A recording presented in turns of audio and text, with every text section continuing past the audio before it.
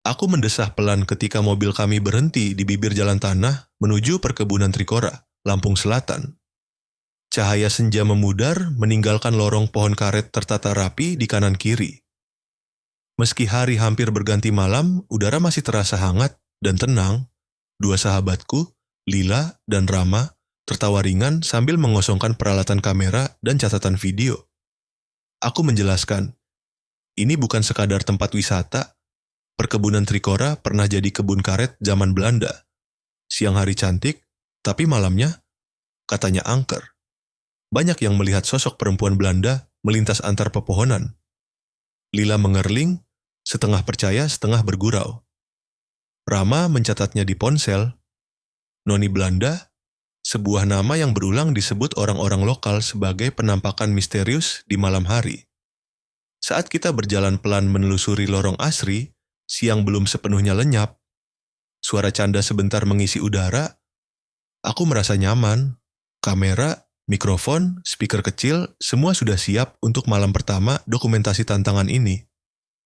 Kami ingin merekam interaksi emosional, bukan sekadar sekumpulan foto Instagramable.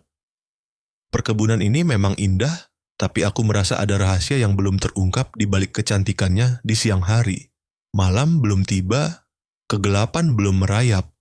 Hanya ada harapan, tawa ringan, dan antisipasi tentang tantangan malam yang akan kami hadapi. Aku menutup kenangan hari itu dengan kata, semua terasa baik-baik saja, seakan sebelum badai. Dan aku benar-benar tak tahu sejauh apa badai itu akan menghancurkan perasaan aman yang kubawa di siang hari. Malam pun mulai merangkak, menghantam lorong pohon karet Trikora dengan kabut tipis yang melingkup. Langkah kaki kami terasa semakin pelan. Suara dedaunan tertiup angin malam seperti bisikan samar. Cahaya senter menari di batang karet saat Lila mencoba mengatur posisi kamera. Aku tak ingin kita kehilangan momen penting malam ini, ujarku pelan, berpura tenang. Dalam hati aku berharap, semua hanya sugesti grup peneliti urban legend. Tapi begitu kegelapan semakin pekat, atmosfer berubah. Udara terasa dingin tidak wajar. Suara jangkrik menghilang, digantikan hening yang menekan. Lila menyentuh lenganku, suaranya bergetar. Rama, lihat, di sana. Rama hanya mengangguk, mencoba menetralkan kamera. Tapi aku sendiri hanya bisa mematung, mencubit diri sendiri berkali-kali. Apakah yang kulihat nyata? Bayangan seorang perempuan bergaun putih bergaya Belanda tampak melintas jauh di antara pohon, berdiri sekejap. Matanya terpaku padaku, kosong, tapi kuat menembus kesadaran bahwa aku bukan bagian dari siang hari yang semula hangat. Ia lalu menghilang cepat, seperti menyadari kamera menyala, atau dia tahu kami menontonnya. Aku menelan ludah, berusaha mengejar kejelasan. Itu bukan sekadar ilusi atau efek cahaya, gumamku di dalam hati. Lila membeku. Rama membalikkan kamera ke arah gelap yang tadi si perempuan muncul, tapi kosong. Tidak ada siapa-siapa. Jantungku berdetak tak karuan. Apakah ini awal tantangan atau hanya pertunjukan roh yang menguji ketenangan? Malam masih panjang, dan bayangannya telah mengiris rasa aman yang kupunya. Kini detik demi detik terasa seperti napas tertahan. Aku melangkah pelan, menyesuaikan diri dengan suara angin yang semakin dingin, menyemai kecemasan sejak sosok itu menatapku. Lila dan Rama masih sibuk dengan kamera mereka, tetapi senyuman mereka mulai menyusut. Ketegangan malam ini telah menyusup ke tulang sumsum. Tak ada suara tawa lagi. Suara jangkrik lenyap, hanya desa angin yang menempel pada dedaunan pohon karet. Setiap kali senterku menyorot ke kejauhan, ada bayangan samar yang seolah ikut bergerak mengikuti langkahku, namun saat kupalingkan kepala, selalu hampa. Hanya lorong panjang pohon yang sunyi. Aku mencoba berkomunikasi lewat mikrofon, berharap mendapatkan dengungan atau penampakan. Hanya terdengar desau angin. Atmosfer semakin menekan saat waktu mendekati tengah malam. Di situ, aku memejamkan mata sejenak. Bayangan gaun putih bergerak perlahan di sudut pandangku. Dengan napas tertahan, aku menoleh, dan sosok itu ada. Diam, tak berkedip, seolah menunggu aku melakukan sesuatu. Rama membisik keras, hampir menjerit, itu dia. Tapi suaranya tak lebih keras dari gema malam. Lila gemetar memegang mikrofon. Aku bisa melihat sorot matanya berpindah dari sosok ke kamera, lalu kembali ke sosok itu. Hatiku berdegup kencang. Kenyataan ini lebih nyata daripada mimpi terburukku. Aku sadar, tantangan malam ini telah bergeser dari sekadar dokumentasi. Kini aku berhadapan dengan kehadiran yang tidak bisa dijelaskan. Namun satu hal menenangkan sedikit. Ketegangan ini terasa berarti. Segala persiapan, uji nyali, film dokumenter, semua terasa mendekat ke inti kisah yang aku cari. Sosok itu, penampakan noni Belanda, telah menandai bahwa aturan permainan malam ini berubah. Aku menelan ludah lalu menarik napas dalam studi. Baiklah, batinku. Sudah saatnya menatap bayangan itu lebih dekat. Dan aku tahu saat itu juga aku telah menetapkan niat mencari jawaban di balik tatapan kosongnya. Meski rasanya menakutkan, aku tahu ini awal yang harus kulalui untuk mencapai titik yang mungkin nanti kusebut kebenaran. Langit sangat gelap. Sinar senter membentuk lingkaran terang di depan kami, sementara di sekitarnya semua lenyap. Aku mengatur napas, mencoba menenangkan detak jantungku yang tidak kunjung reda sejak penampakan. Tapi saat itulah, kejadian penting yang membahayakan muncul. Tiba-tiba lampu senterku padam seketika saat aku memencet tombol on. Sekejap saja, lorong pohon berubah total gelap. Aku memukul senter itu berkali-kali. Jantung terasa seperti ingin melompat keluar. Lila menjerit lirih. Aku nggak lihat apa-apa, dan suaranya menggema di kegelapan. Rama pun terbata-bata, mencoba menyalakan kamera, tapi layar hitam tak merespon. Hanya suara kami yang menembus malam. Saat itulah aku merasakan hawa dingin menusuk dari belakang. Sosok itu, noni Belanda, seolah hadir dalam kegelapan di antara gemerisik dedaunan. Tidak ada cahaya, hanya kesunyian yang menyesakkan. Aku merangkak ke belakang Lila, tangan gemetar mencari pegangan. Kegelapan terlalu pekat hingga membuat aku meragukan semua peta penerangan kami. Satu-satunya sumber cahaya hanyalah smartphone yang dilepas Lila, tapi layarnya berkedap-kedip, menampilkan bayangan samar di ujung lorong. Bayangan itu, sepilu gaun putih yang melayang tak beraturan, seolah terseret angin. Jubah yang seharusnya kokoh menjadi gelombang samar di kegelapan. Aku menelan ludah. Ini bukan sekadar dokumentasi lagi, ini menantang fisik dan mental kami. Aku sadar, tantangan malam ini benar-benar menguji. Suara langkah kaki kami tercekat, napas tertahan. Di lorong gelap itu, tanpa lampu, tanpa petunjuk arah, hanya adanya ancaman tak terlihat. Keduanya, Lila dan Rama, saling pandang. Ketakutan tercermin di mata mereka. Tapi aku tahu, aku adalah pemimpin malam ini. Jika aku goyah, mereka pun akan runtuh. Kupaksa mengatur suara seolah tenang. Kita tetap lanjut, tapi kita butuh cahaya cadangan. Lila mengangguk gemetar, mengambil powerbank dari tas.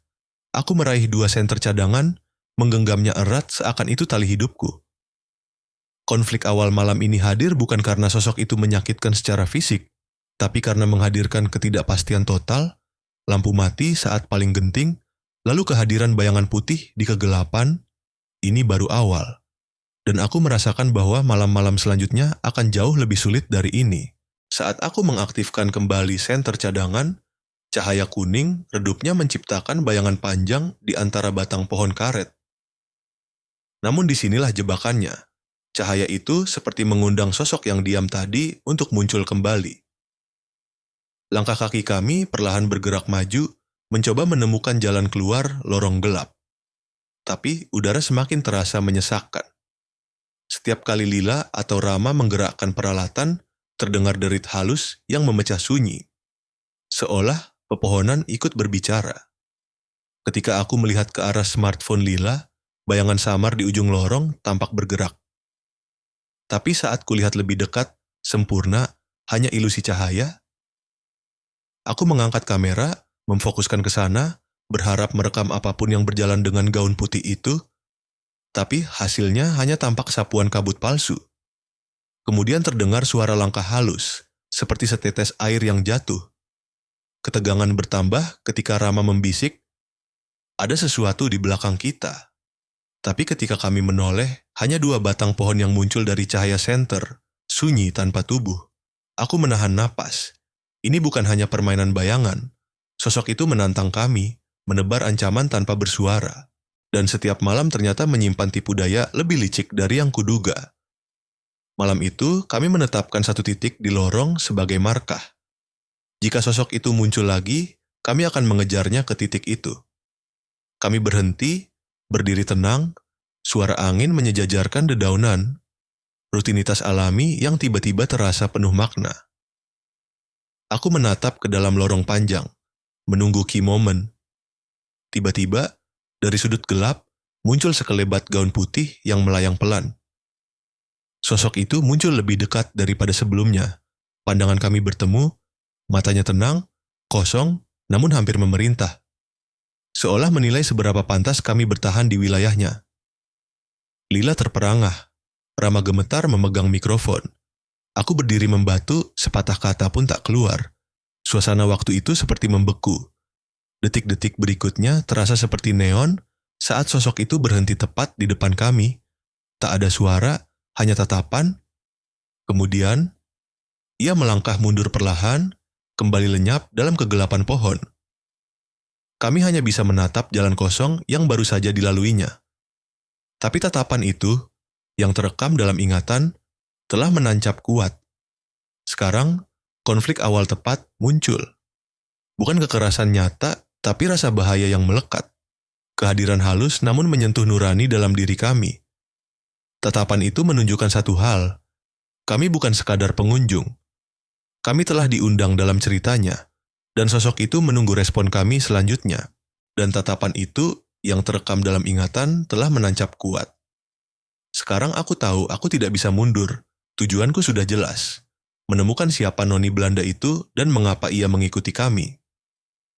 Dalam cahaya senter redup, aku menjelaskan. Malam ini aku akan menemukan identitasnya. Aku akan menemukannya lewat cerita, foto, atau ruang yang menyimpan jejaknya. Lila dan Rama menatapku, ragu tapi ikut mengangguk.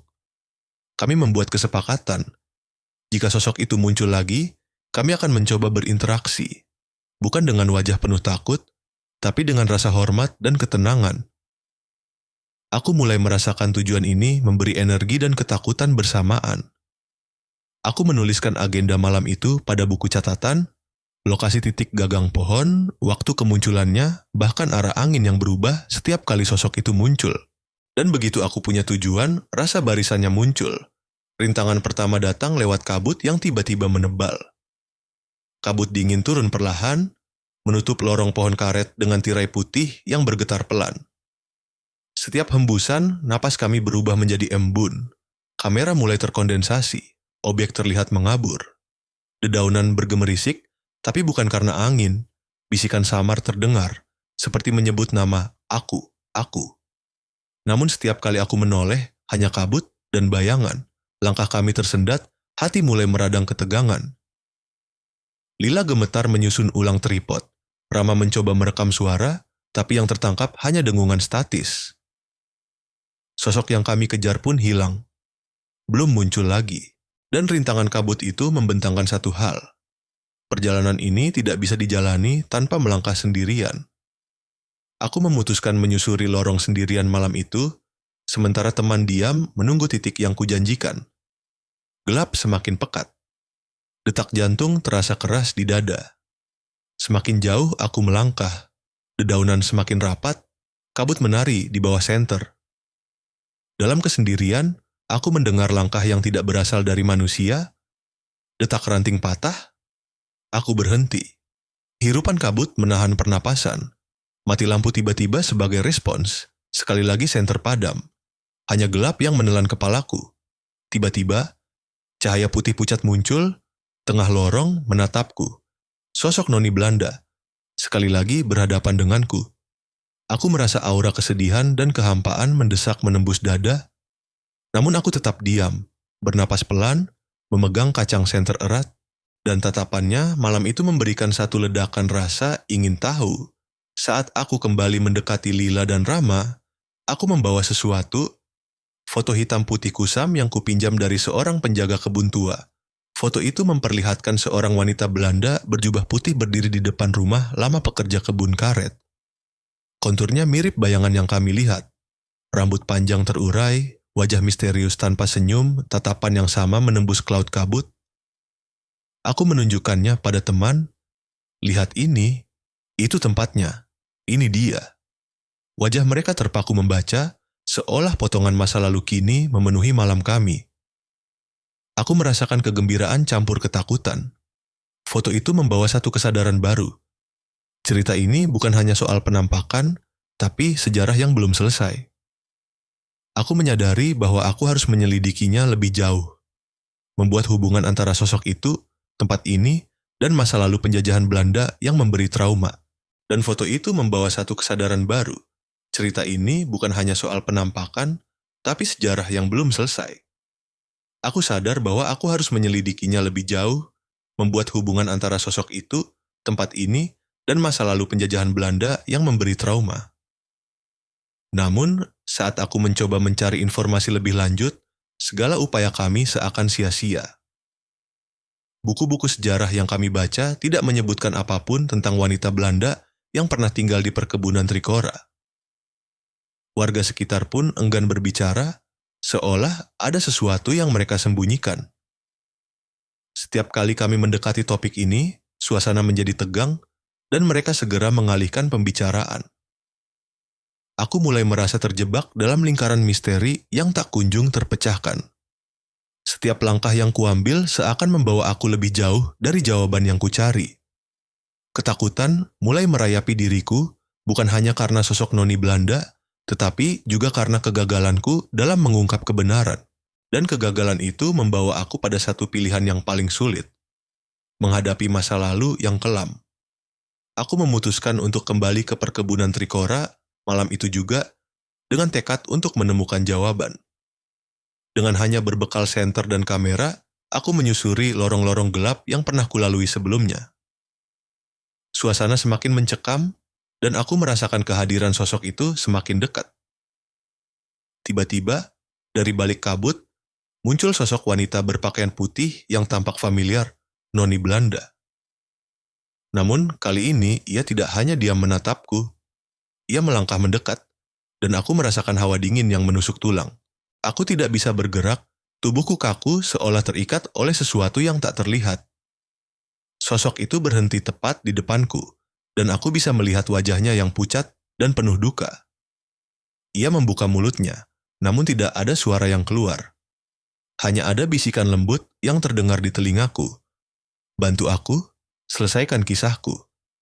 Aku terdiam, tidak tahu harus berbuat apa.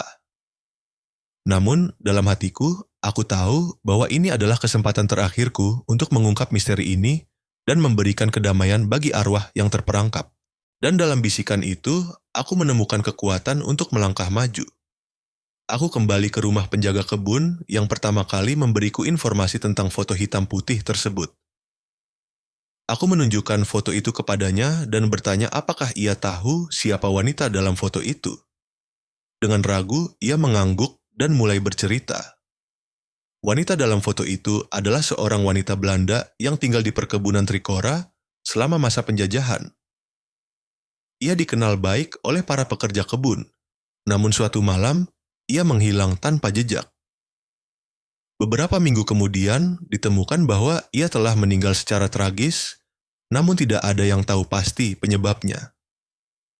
Cerita ini mengungkapkan bahwa sosok noni Belanda adalah arwah wanita tersebut yang masih mencari kedamaian. Aku merasa lega karena akhirnya menemukan jawaban, namun juga sedih karena mengetahui kisah tragis di baliknya. Dengan informasi ini, aku kembali ke perkebunan Trikora malam itu juga. Kali ini, aku tidak datang sebagai seorang penyelidik, tetapi sebagai seseorang yang ingin membantu. Aku berdiri di tempat yang sama di mana aku pertama kali melihat sosok itu dan mulai berbicara. Aku tahu kisahmu, kataku dengan suara pelan. Aku tahu apa yang terjadi padamu. Aku akan menceritakan kisahmu kepada dunia agar orang-orang tahu dan kamu bisa mendapatkan kedamaian. Tiba-tiba, kabut mulai menghilang dan sosok noni Belanda muncul di hadapanku. Ia menatapku dengan mata penuh haru lalu perlahan menghilang ke dalam kabut yang kembali menyelimuti perkebunan. Aku merasa beban berat terangkat dari pundakku. Aku tahu bahwa aku telah melakukan hal yang benar, dan akhirnya arwah Noni Belanda bisa beristirahat dengan tenang. Dan konfrontasi itu membawaku di titik paling krusial, pilihan tersulit, terus menanggung beban ini, atau pergi dari kebun, dan meninggalkan semuanya sebagai misteri tak terungkap. Kami bertiga berkumpul dalam kabut. Lila dan Rama memandangku, tangan gemetar, mata berkaca. Aku tahu mereka takut, dan mereka ingin pergi, tapi aku punya amanah, bukan untuk sekadar viral, tetapi untuk memberi kedamaian pada arwah yang belum bisa pergi. Aku menatap mereka pelan. Aku tidak bisa pindah hal. Aku akan menyelesaikan ini bukan untuk kita, tapi untuk dia. Saat itu, kabut terasa menyejukkan, seolah memberi persetujuan. Aku menyadari, aku harus memilih, walau itu berarti menghadapi malam paling panjang dari semua malam sebelumnya. Dan ketika aku menatap dalam mata Lila dan Rama yang penuh harap, aku tahu aku harus mengambil keputusan ini sendirian. Dan aku melangkah lebih dalam ke lorong pohon karet, dengan tekad memperjuangkan kisah yang belum selesai. Kabut mulai mengalir pelan di tanah, seolah menyambut kehadiranku. Kali ini aku tidak hanya datang sebagai penyelidik, aku tiba sebagai wakil dari sosok yang menunggu.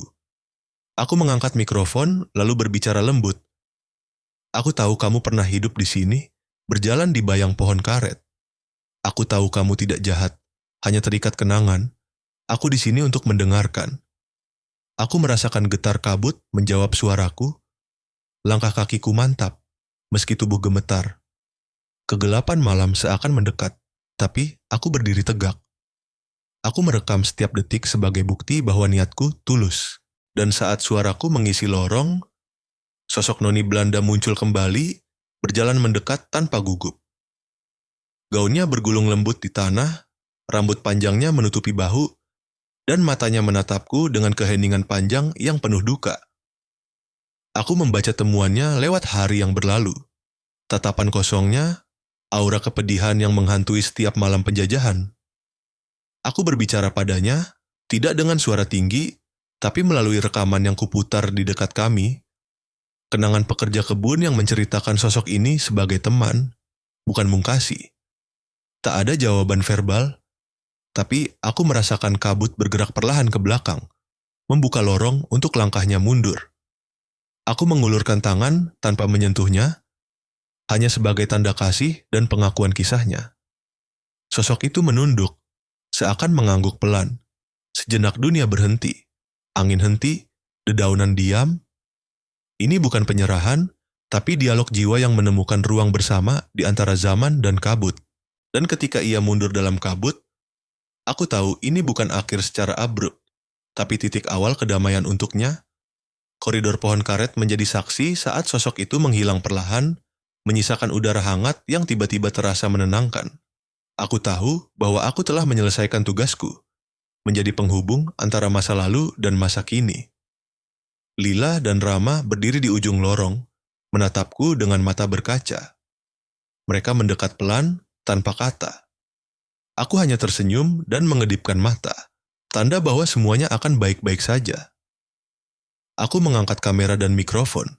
Semuanya masih merekam, bukti damai yang terjadi malam itu. Aku merasa lega, bukan hanya untuk diriku, tapi untuk arwah yang telah lama dirundung sunyi. Cahaya senter lembut menyorot ke lorong kosong, dan malam semakin dalam, tetapi hatiku tenang. Ketika kabut akhirnya menghilang dan sosok Noni Belanda perlahan sirna, aku berdiri di lorong pohon karet dengan hati yang jauh lebih tenang.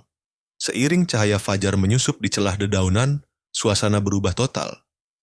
Udara pagi yang sejuk membasuh ketegangan malam. Lila dan Rama mendekat dengan wajah penuh lega. Kami merasakan seolah telah merampungkan satu bab panjang, dari ketakutan menuju kedamaian. Tak ada lagi bisikan atau bayangan kabur. Yang tersisa hanya embun di daun karet dan kenangan yang tak akan kami lupakan. Dan ketika kami melangkah meninggalkan kebun, cerita yang kami bawa lebih dari sekadar dokumentasi, ia adalah refleksi tentang manusia, sejarah, dan kedamaian jiwa. Aku menulis catatan perjalanan itu dengan jujur. tentang niatku sebagai aku yang mencari jawaban, tentang kebulatan tekad untuk mendamaikan arwah, tentang Lila dan Rama yang sempat ragu tapi ikut setia hingga akhir. Di antara pepohonan dan kabut, aku belajar bahwa setiap kisah masa lalu layak dihargai. Bahwa rasa takut bukan akhir, melainkan pintu menuju empati dan pemahaman. Dan kini aku berdiri di ujung jalan setapak, menoleh penuh hormat ke arah kisah yang pernah hidup di tempat ini. Aku memutuskan membagikan pengalaman ini ke publik. Bukan sekadar cerita horor untuk viral, melainkan warisan spiritual yang menghubungkan masa lalu penjajahan Belanda dengan kehampaan yang belum menemukan damai. Aku menulis blog, merekam video dokumenter singkat, dan mengatur pameran foto hitam putih dan narasi tentang noni Belanda. Pembaca mengirim pesan terima kasih, beberapa bahkan meneteskan air mata ketika tahu kisah itu bermakna lebih dari sekadar menonton. Pesanku sederhana. Kadang, hantu bukan untuk ditakuti, tapi untuk dipahami. Dan cerita bukan untuk dilupakan, tapi untuk menyembuhkan. Aku menatap kembali perkebunan yang indah itu. Sekarang sunyi seperti saksinya sendiri. Aku tahu, aku telah menjadi penghubung antara ruang manusia dan ruang arwah, membawa ketenangan di ujung malam. Dan dari sana, aku belajar. Keberanian sejati bukan melawan bayangan, tapi menenangkannya. Tamat.